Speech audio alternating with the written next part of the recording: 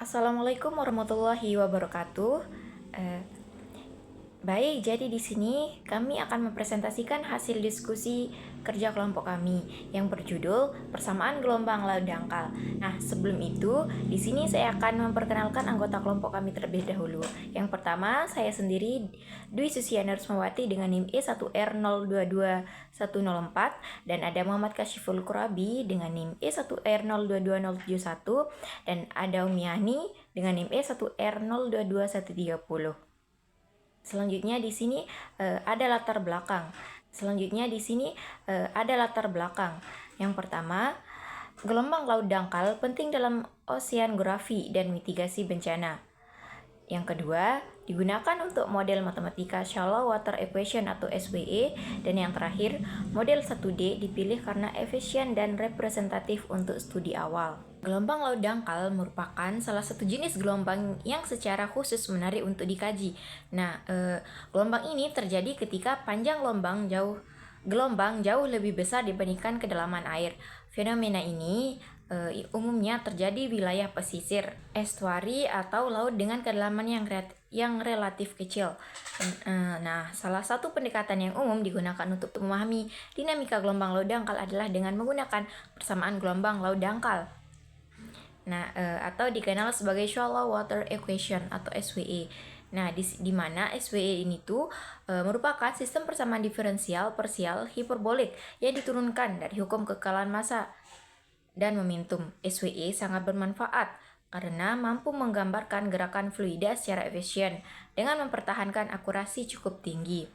Oleh karena itu, SWE banyak digunakan dalam simulasi numerik gelombang laut, baik untuk penelitian maupun dalam pengembangan sistem peringatan dini tsunami. Selanjutnya yaitu ada rumusan masalah yang dimana yang pertama, apa bentuk matematis SWE, yang kedua, bagaimana turunan dari prinsip dasar fisika, dan yang ketiga, bagaimana solusi SWE pada topografi datar, dan yang terakhir, bagaimana pengaplikasiannya dan simulasinya. Yaitu ada tujuan penelitian. Yang pertama, menjelaskan bentuk matematis dari Shallow Water Equation atau SWE. Yang kedua, menurunkan SWE dari prinsip dasar fisika. Dan yang ketiga, menganalisis solusi dari SWE pada kondisi topografi datar. Dan yang terakhir, ada menerapkan metode numerik untuk menyelesaikan SWE dan mensimulasikannya secara visual. Nah, kemudian di sini ada persamaan gelombang laut dangkal, yang dimana yang pertama pergerakan naik turun permukaan air laut, yang kedua disebabkan oleh angin, gravitasi bulan, gempa bumi, letusan gunung api, dan yang ketiga bersifat kompleks dan bervariasi. Selanjutnya yaitu SWE, persamaan untuk memodelkan fluida dengan permukaan bebas pada kedalaman relatif dangkal. Ini tuh berlaku jika lebar per lambda kurang dari sama dengan 1/20, yang dimana kecepatan vertikal diabaikan atau fokus pada gerakan horizontal. Dalam kondisi ini tuh, kecepatan partikel air pada arah vertikal diabaikan sehingga yang diperhatikan hanya pergerakan horizontal atau SWE diturunkan dari hukum kekekalan massa dan momentum. Persamaan ini pada dasarnya bersifat non-linear, namun dalam banyak kasus dianalisis dalam bentuk linear agar lebih mudah untuk dijelaskan, yaitu persamaan gelombang laut dangkal atau Shallow Water Equation terdiri dari sistem non-linear, turunan dari hukum konservasi massa dan momentum, yang dimana rumusnya do H per do T ditambah do dikali HU per do X sama dengan 0, do dikali HU per do T ditambah do per do X dikali HU kuadrat ditambah 1/2G H kuadrat sama dengan 0, yang dimana do H per do T ditambah do dikali HU per do T sama dengan 0 adalah persamaan konservasi massa atau kontinuitasnya. Yang kedua, do dikali HU per do T ditambah do per do X dikali HU kuadrat ditambah 1/2G H kuadrat sama dengan 0, yaitu adalah persamaan momentumnya dengan H dikali X, T sama dengan tinggi permukaan air dari dasar laut, kemudian U, X, T yaitu kecepatan horizontal atau alirannya, kemudian G yaitu percepatan gravitasi, atau 9,81 meter per sekon kuadrat. Nah, yang dimana persamaan ini tuh merupakan sistem nonlinear hiperbolik dan digunakan dalam banyak simulasi oceanografi. Nah, itu saja, selanjutnya akan dijelaskan oleh teman kelompok saya. Baik, saya di sini sebagai pemateri kedua. Saya di sini akan membahas tentang turunan dari prinsip konservasi. Untuk menurunkan SWE, kita mulai dari asumsi fluida tidak termampatkan dan aliran satu dimensi. Berdasarkan hukum kekekalan massa dan hukum Newton untuk fluida, serta tekanan hidrostatis, maka ini dibagi menjadi dua. Ada konservasi massa dan konservasi momentum. Di sini pertama ada konservasi massa. Hukum konservasi massa adalah prinsip yang menyatakan bahwa laju perubahan massa fluida di suatu ruang pada selang waktu T harus sama dengan perbedaan laju massa yang masuk dan laju massa yang keluar. Kita misalkan P menyatakan massa jenis suatu fluida. Diambil permukaan fluida yaitu X0, X1, Y0, Y1 dan didefinisikan suatu massa fluida merupakan perkalian antara massa jenis fluida P dan ketinggian fluida H yaitu S, Y, T sehingga diperoleh total massa pada permukaan fluida S0, Xt, Y0, Yt pada waktu ke T yaitu M total sama dengan integral dari X0 sampai X1 integral Y0 sampai Y1 PH X, Y, T dy dx. Nah, total massa fluida berubah sesuai dengan aliran masuk dan aliran keluar fluida. Laju aliran massa fluida adalah massa fluida dikalikan dengan kecepatan rata-rata fluida U untuk variabel X dan V untuk variabel Y. Menggunakan teorema fundamental kalkulus, perubahan total massa fluida yang berlaku untuk sel yang dipilih dalam ruang dan waktu dan massa jenis P bernilai konstan adalah HT ditambah HUX ditambah HVX sama dengan 0 sebagai persamaan 1. Nah, persamaan 1 ini merupakan hukum konservasi massa dari persamaan gelombang di air dangkal 2D. Di sini selanjutnya ada konservasi momentum. Hukum Newton 2 menyatakan bahwa perubahan momentum terhadap waktu dari suatu sistem sama dengan total gaya yang bekerja pada fluida. Gaya yang diperhatikan di sini adalah gaya tekanan. Didefinisikan total momentum pada permukaan omega T yaitu Y sama dengan himpunan S, Y, T anggota himpunan bilangan real sedemikian hingga X lebih besar atau X lebih besar dari X0 dengan omega T sama dengan himpunan S, Y, T anggota himpunan bilangan real sedemikian hingga S lebih besar sama dengan X0, S lebih kecil sama dengan Y1 dan Y lebih besar sama dengan Y0, Y lebih kecil sama dengan Y1, T lebih besar sama dengan T0, T lebih kecil sama dengan T1, di mana P sama dengan UH dan X sama dengan S, Y. Hukum Newton 2 dapat ditulis secara matematis sebagai F sama dengan dP per dt. Dengan F menyatakan gaya Newton dan P menyatakan momentum kilogram meter per sekon, diasumsikan bahwa tekanan fluida dalam domain omega meningkat secara linear terhadap kedalaman fluida, tekanan hidrostatis, dan tekanan pada permukaan bebas fluida adalah konstan sehingga diperoleh PT ditambah dP tensor U ditambah gradien setengah GH kuadrat sama dengan min GH gradien B. Dengan P tensor U adalah tensor produk dan GH gradien B adalah gaya pada topografi bawah. Persamaan 2 merupakan persamaan dari hukum konservasi momentum. Oleh karena itu, P sama dengan UH dengan U sama dengan U, V dan X sama dengan S, Y, maka persamaan 2 dapat diuraikan menjadi T0 terlebih kecil sama dengan T1 di mana P sama dengan UH dan X sama dengan S, Y.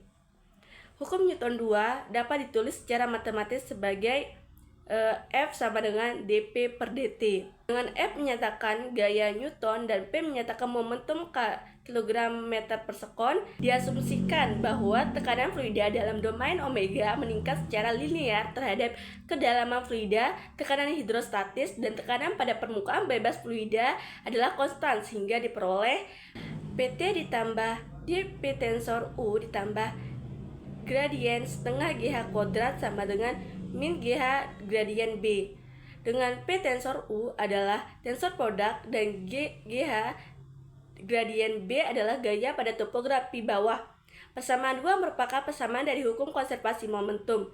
Oleh karena itu, P sama dengan UH dengan U sama dengan U, V dan X sama dengan X, Y, maka persamaan 2 dapat diuraikan menjadi sistem dari dua persamaan diferensial, yaitu HUT ditambah HU kuadrat ditambah setengah GH kuadrat X ditambah HUVY sama dengan 0. HVT ditambah HUVX ditambah HV kuadrat ditambah setengah GH kuadrat Y sama dengan 0. Nah, berdasarkan pembahasan di atas, diperoleh persamaan gelombang air dangkal 2D dari persamaan 1 dan 3 atau dapat dituliskan dalam bentuk HT ditambah HUX ditambah HVY sama dengan 0. HUT ditambah HU kuadrat ditambah setengah GH kuadrat X ditambah HUVY sama dengan min GHBX. Jadinya HVT ditambah HUVX ditambah HUVX ditambah HV kuadrat ditambah setengah GH kuadrat Y sama dengan min GHBY. Kemudian dilakukan dengan mengintegrasikan sama Euler 1D untuk fluida tak termampatkan dan mengasumsikan topografi dasar yang datar. Misalnya, dari persamaan Euler 1D dan integrasi secara vertikal diperoleh DOH per DOT ditambah DOHU per DOX sama dengan 0. DOU per DOT ditambah DOU per DOX ditambah G do eta per DOX sama dengan 0, di mana eta sama dengan H ditambah zeta permukaan laut total dan H adalah kedalaman rata-rata. Ada versi vektor 2D SWE dalam ruang 2 dimensi X dan Y persamaan menjadi DOH per DOT ditambah DOHU per DOX ditambah DOHV per DOY sama dengan 0 adalah konservasi massa. Yang kedua ada DOHU per DOT ditambah DO per DOX dikali HU kuadrat ditambah setengah GH kuadrat ditambah DOHUV per DOY sama dengan min GH do B per DOX menjadi momentum arah X. Selanjutnya ketiga itu ada DOHV per DOT ditambah DOHUV per DOX ditambah DO per DOY dikali HV kuadrat ditambah setengah GH kuadrat sama dengan min GH per do B per do Y menjadi momentum arah Y. Dengan V itu adalah kecepatan arah Y dan B, X, Y adalah elevasi dasar laut atau batimetri, dan hukum min GH gradien B adalah menggambarkan efek topografi di bawah air. Selanjutnya saya akan membahas tentang penyelesaian untuk topografi datar. Untuk memperoleh solusi dari persamaan gelombang laut dangkal secara analitis, kita perlu melakukan penyederhanaan melalui beberapa asumsi fisik dan matematis. Asumsi-asumsi berikut memungkinkan kita memperoleh solusi linear yang representatif terhadap kondisi ideal. Asumsi-asumsi dibagi menjadi 3. Yang pertama ada topografi datar atau dasar laut konstan. Artinya, kedalaman laut dianggap tetap dan tidak berubah terhadap posisi horizontal X atau Y. Secara matematisnya, Hx sama dengan H0 sama dengan konstan. Yang kedua tidak ada gesekan dasar laut. Nah, asumsi ini menyatakan bahwa gaya gesekan antara air dan dasar laut diabaikan, sehingga tidak ada kehilangan energi akibat gesekan. Dalam bentuk persamaan, ini berarti tidak terdapat istilah gaya gesek, seperti min RU dalam persamaan momentum. Tujuan dari asumsi ini adalah untuk menganalisis propagasi gelombang murni tanpa redaman dissipation. Meskipun dalam kenyataan gesekan dasar laut memang ada. Untuk kajian teoritis awal, pengabaian ini memperbolehkan kita memfokuskan pada interaksi antara gravitasi dan inersia fluida saja. Yang ketiga ada solusi linear atau amplitudo kecil. Asumsi linear mengacu pada kondisi di mana amplitudo gelombang jauh lebih kecil dibandingkan kedalaman rata-rata laut. Setelah linearitas, sistem persamaan menjadi do zeta per do t ditambah H0 do U per do X sama dengan 0 sebagai persamaan satu lagi akibat gesekan. Dalam bentuk persamaan, ini berarti tidak terdapat istilah gaya gesek, seperti min RU dalam persamaan momentum. Tujuan dari asumsi ini adalah untuk menganalisis propagasi gelombang murni tanpa redaman dissipation. Meskipun dalam kenyataan gesekan dasar laut memang ada. Untuk kajian teoritis awal, pengabaian ini memperbolehkan kita memfokuskan pada interaksi antara gravitasi dan inersia fluida saja. Yang ketiga ada solusi linear atau amplitudo kecil. Asumsi linear mengacu pada kondisi di mana amplitudo gelombang jauh lebih kecil dibandingkan kedalaman rata-rata laut. Setelah linearitas, sistem persamaan menjadi do zeta per do t ditambah H0 do U per do X sama dengan 0 sebagai persamaan 1, do U per do T ditambah G do zeta per do X sama dengan 0 sebagai persamaan kedua. Ambil turunan parsial terhadap waktu T dari persamaan 1, sehingga menjadi do kuadrat zeta per do T kuadrat ditambah H0 do per do T dikali do U per do X sama dengan 0, maka menjadi do kuadrat zeta per do T kuadrat ditambah H0 do per do X dikali do U per do T sama dengan 0 sebagai persamaan ketiga. Nah, dari persamaan kedua, kita tahu bahwa do U per do T sama dengan min G per do zeta per do X. Nah, kita substitusikan ke dalam persamaan ketiga, sehingga menjadi do kuadrat zeta per do T kuadrat ditambah H0 do per do X dikali min G per do zeta per GX. Do zeta per do X sama dengan 0, maka menjadi do kuadrat zeta per do T kuadrat dikurangi GH0 do kuadrat zeta per do X kuadrat sama dengan 0. Nah, dengan mengeliminasi U, kita peroleh persamaan gelombang linear do kuadrat zeta per do T kuadrat sama dengan GH0 do kuadrat zeta per do X kuadrat. Persamaan ini menggambarkan rembatan gelombang dengan kecepatan C sama dengan akar GH0, yaitu kecepatan gelombang air pada laut dengan kedalaman tetap. Nah, solusi dari persamaan gelombang linear satu dimensi adalah zeta X, T sama dengan F dikali X dikurangi CT ditambah G dikali X ditambah CT, yang menunjukkan dua gelombang sinusoidal yang merambat berlawanan arah. F dikali X dikurangi CT yaitu gelombang yang merambat ke kanan, G dikali X ditambah CT yaitu gelombang yang merambat ke kiri. Model ini sangat berguna untuk analisis awal perambatan gelombang tsunami di laut terbuka sebelum mencapai wilayah pantai yang lebih kompleks. Sekian dari saya, akan dilanjutkan oleh teman saya. Baik, tadi teman saya sudah menjelaskan mengenai persamaan gelombang laut dangkal dan penurunannya berdasarkan prinsip konservasi beserta penyelesaian untuk topografi datar. Nah, di sini saya akan membahas mengenai pengaplikasiannya dalam oceanografi dan mitigasi tsunami. Nah, adapun di sini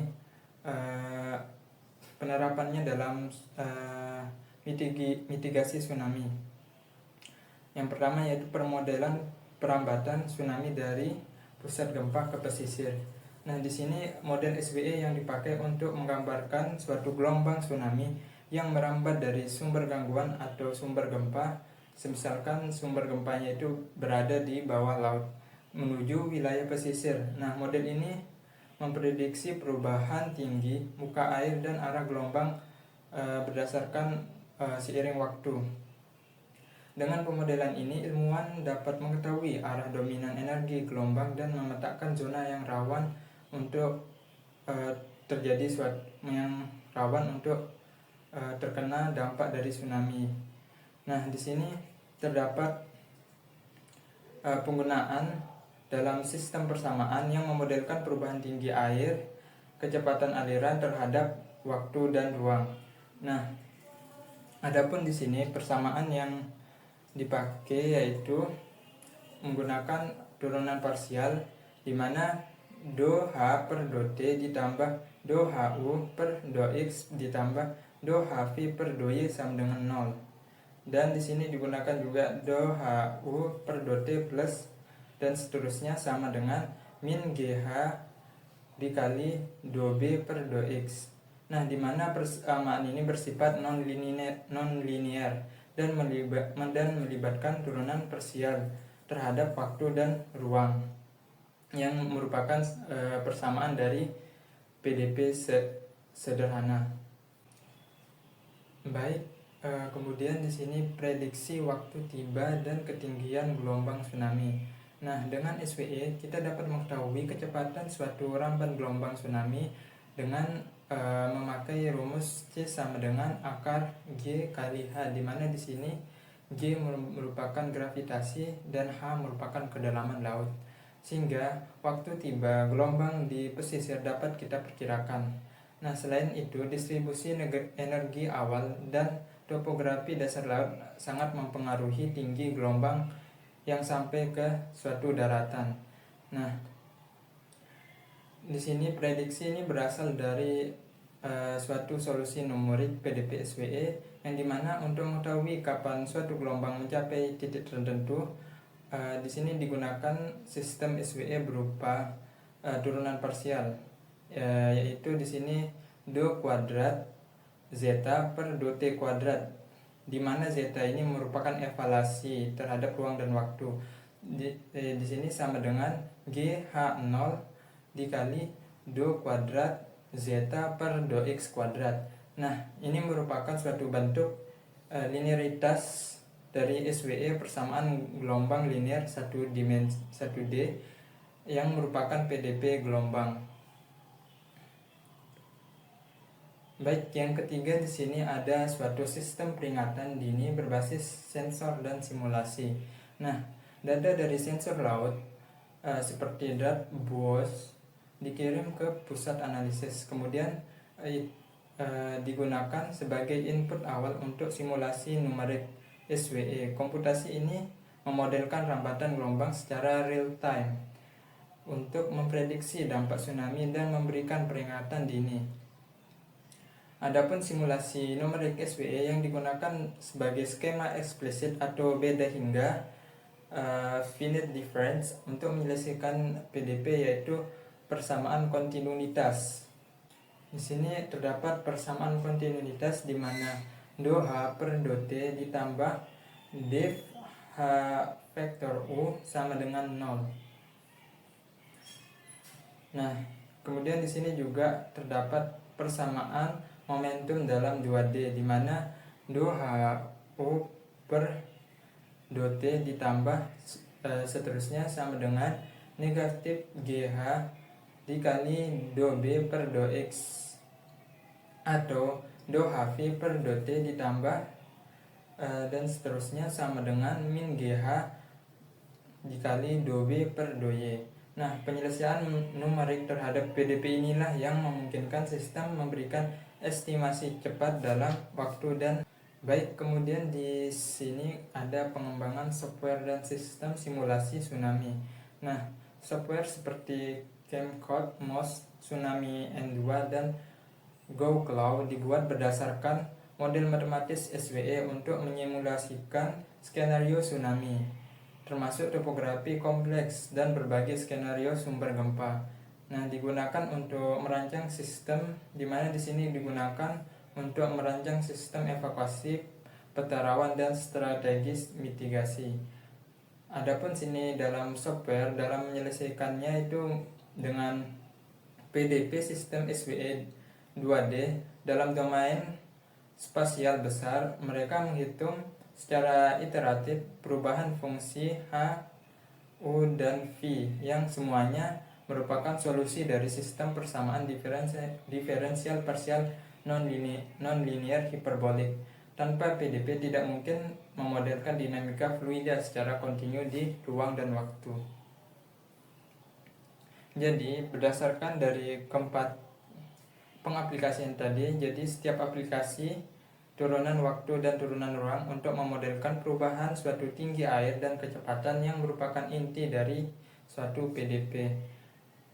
SWE sebagai PDP memungkinkan simulasi realistis dari gelombang tsunami dan menjadikannya alat kunci dalam mitigasi bencana di dunia nyata. Baik, itu dia tadi untuk pengaplikasian dari dalam oceanografi dan mitigasi tsunami. Nah, di sini kita masuk ke dalam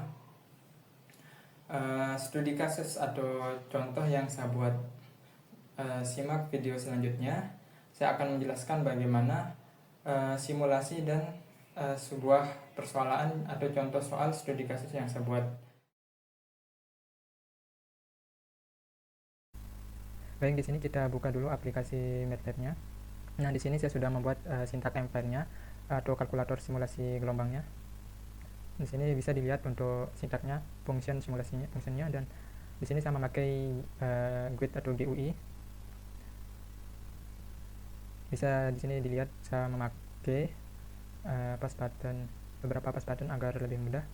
Nah, di sini untuk ada G untuk nilai gravitasinya 9,8 dan kecepatan dari gelombangnya, yaitu C-nya sama dengan akar, di sini square akar ya, G dikali H atau kedalaman dari kedalaman laut yang kita inginkan. Jadi nilai H-nya itu kita input sendiri di sini. Nanti di sana akan tampil langsung nilai dari kecepatan gelombangnya. Nah, adapun di sini dalam sintak ini implementasi numerik yang digunakan yaitu persamaan gelombang linear 1D, di mana bentuk PDP-nya yaitu do kuadrat eta per do t kuadrat sama dengan c kuadrat dikali do kuadrat eta per do x kuadrat. Nah, di mana eta itu sendiri merupakan tinggi muka air dan c itu merupakan kecepatan dari suatu gelombang, dan x posisi horizontal, dan t merupakan waktu. Nah, di sini terdapat sintak ya. Terdapat beberapa sintak di sini, di mana di sini x sama dengan line space. Jadi ini merupakan ruang x dibagi jadi nx. Nah, kemudian di sini ada waktu t atau dt, di mana di sini t dibagi nt. Terus di sini terdapat suatu skema numerik atau metode numerik yang digunakan yaitu skema beda hingga finite difference eksplisit untuk menyelesaikan persamaan PDP tersebut, yang merupakan suatu bentuk skema eksplisit dari persamaan gelombang 1D, yang dimana di sini persamaannya yaitu eta i n plus 1 sama dengan 2 1 min r n i dan seterusnya, yang dimana dr merupakan c dikali dt per dx kuadrat.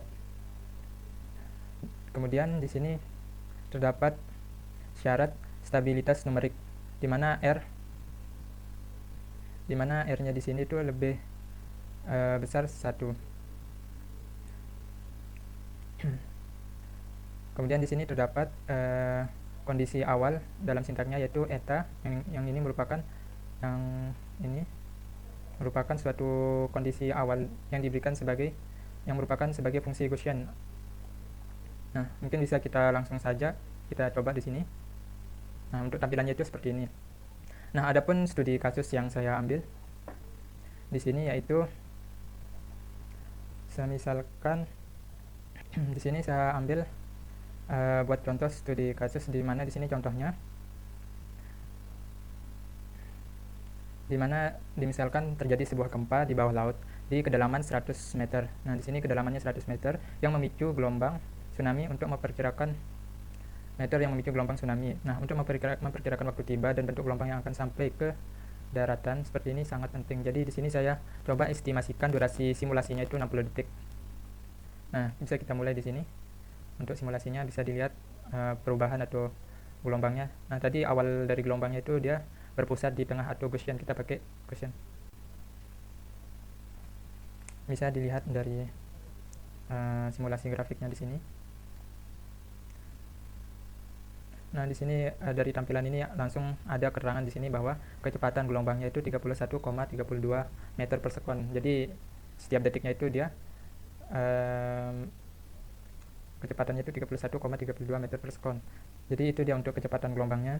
Jadi di sini kita input untuk nilai kedalaman lautnya, kita atur kedalaman lautnya, terus durasinya 60 detik dan panjang domain. Di sini untuk di sintaknya saya memakai panjang domainnya itu di sini dari 0 sampai 2000-an.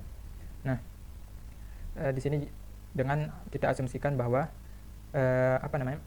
kita asumsikan tsunami berawal dari tengah domain dan merambat atau ke dua arah, kiri dan kanan.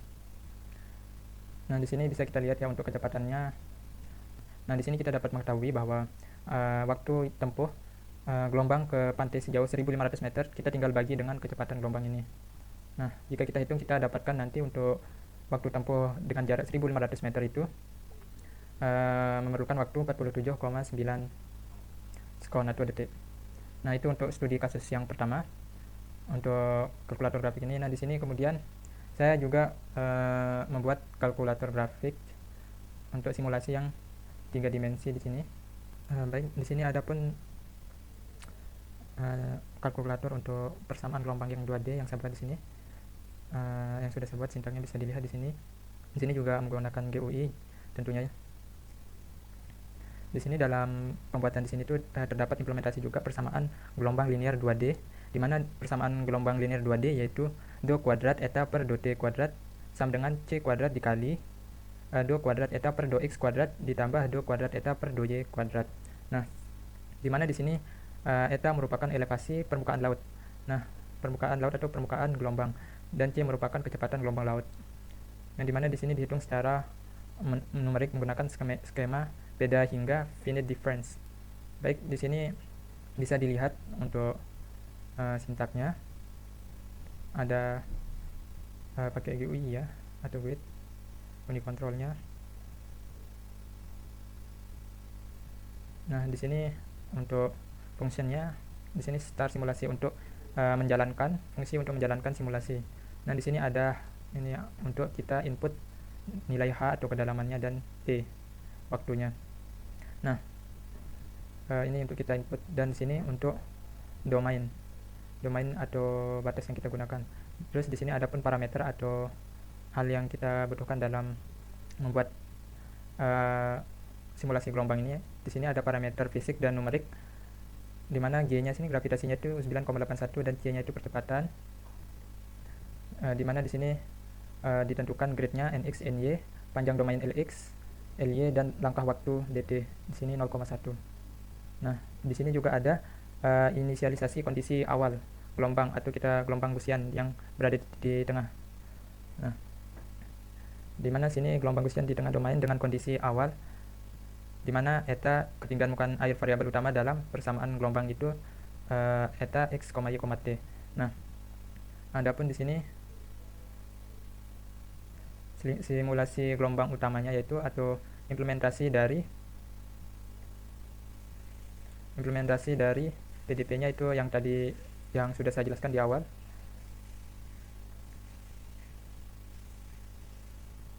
Mungkin itu saja untuk sintaknya, bisa kita jalankan. Nah, untuk tampilannya seperti ini. Untuk tampilannya awalnya seperti ini ya.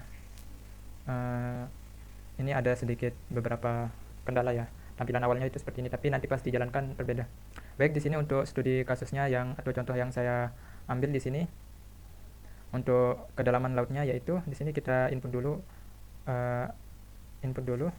atau kita atur dulu simulasinya atau pengaturan simulasinya. Di sini untuk domainnya bisa dilihat di sintaknya tadi. Untuk domain simulasinya di sini saya buat sintaknya tadi, bisa kita atur sendiri. Untuk domainnya bisa 5 kilo.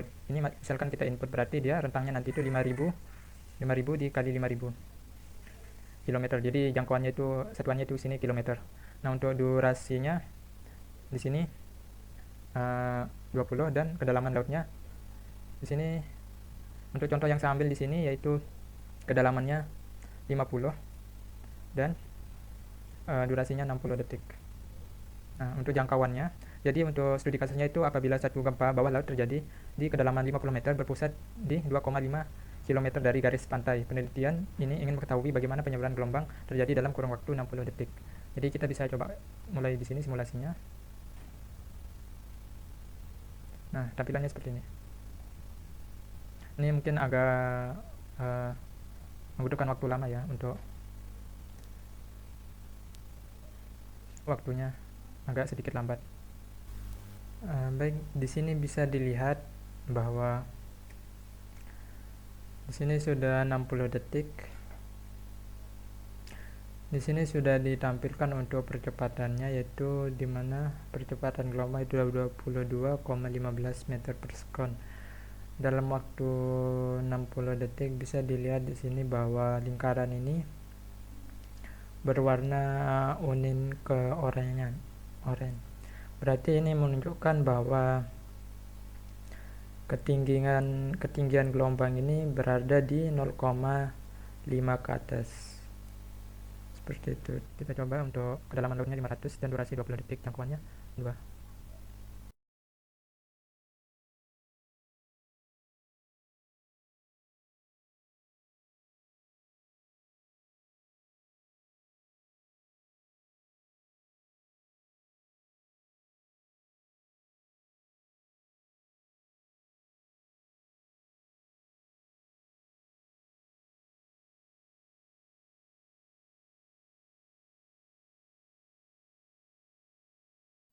Nah, bisa dilihat bahwa di sini untuk gelombangnya itu dia semakin besar. Kecepatan gelombangnya itu 72,11 meter per sekon dan ketinggiannya itu ini hampir 1,5. Mungkin itu saja dari simulasi gelombang, pengaplikasian PDB pada gelombang dan simulasinya. Jika teman-teman ingin mau cobain sintaknya, saya kasih di link Google Drive di video ya. Mungkin sekian dari kelompok kami dan dari saya. Wassalamualaikum warahmatullahi wabarakatuh.